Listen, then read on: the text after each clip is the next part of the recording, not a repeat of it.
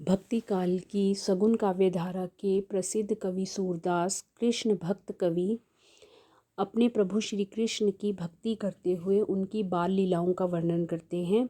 और अपने 8वें पैराग्राफ में बाल लीला में वह कहते हैं, नंदराई के नवनिधि आई, नंदराई नंद बाबा के घर नवनिधि 9 निधियाँ आई आ गई हैं। नंद बाबा के घर श्री कृष्ण के रूप में 9 प्रकार के खजाने आ गए हैं, 9 निधियाँ आ गई हैं। माथे मुकुट श्रवण मणि कुंडल पीत बसन भुज चारी सुहाई। माथे मुकुट, उन्होंने अपने माथे पर मुकुट लगा रखा है। श्रवण मणि कुंडल, श्रवण कानों में मणि मणियों से कुंडल के कुंडल पहन रखे हैं। पीत वसन, पीले वस्त्र हैं। भुज चारी, और भुजाएं 4 सुहाई शोभा देती हैं। उन श्री कृष्ण के माथे पर मोर का मुकुट है, कानों में मणियों के चमकते हुए कुंडल हैं, पीले वस्त्र धारण किए हुए हैं और उनकी 4 भुजाएं बहुत ही अधिक सुंदर लग रही हैं। बाजत ताल मृदंग जंत्र गति चर्ची अर्गजा अंग चढ़ाई।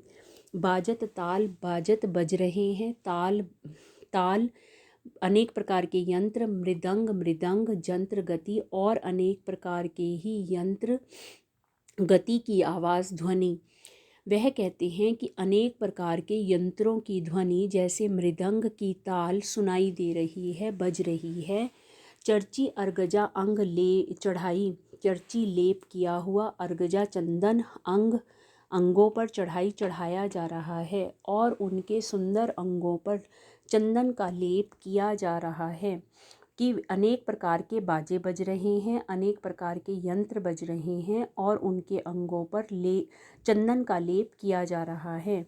अच्छत धूप लिए ऋषि ठाडे, बारनी वंदन वार बधाई। अच्छत और चावल, दूब घास लिए ऋषि ठाडे, ठाडे खड़े होना, और अनेक प्रकार के ऋषि जो हैं वो चावल और दूब लेकर खड़े हैं। बरनी, दरवाजे पर, बंधनवार को बंधाई बांधा जा रहा है।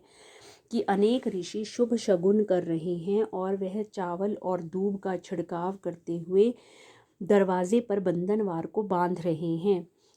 छिरकत हरद दही हिये हर्षत, गिरत अंक भरी लेत उठाई।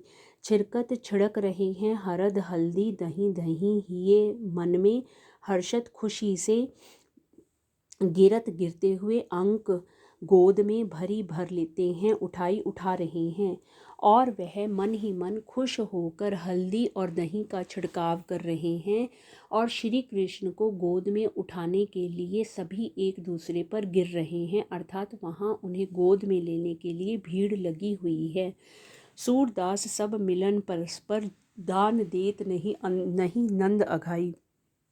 सूरदास कवि कहते हैं, सब मिलत परस्पर, सभी लोग एक दूसरे से मिल रहे हैं, दान देत और दान देते हुए, नहीं नंद अघाई। अघाई का मतलब थकना, कि नंद बाबा थक नहीं रहे हैं, कि उनके मन में इतनी अधिक खुशी है कि वह सबसे मिल रहे हैं और सभी को दान दे रहे हैं, सभी को अपनी खुशी के रूप में उपहार स्वरूप कुछ ना कुछ दे रहे हैं। इसका 9वां पैराग्राफ छोड़ सकते हैं, इसको करने की आवश्यकता नहीं है।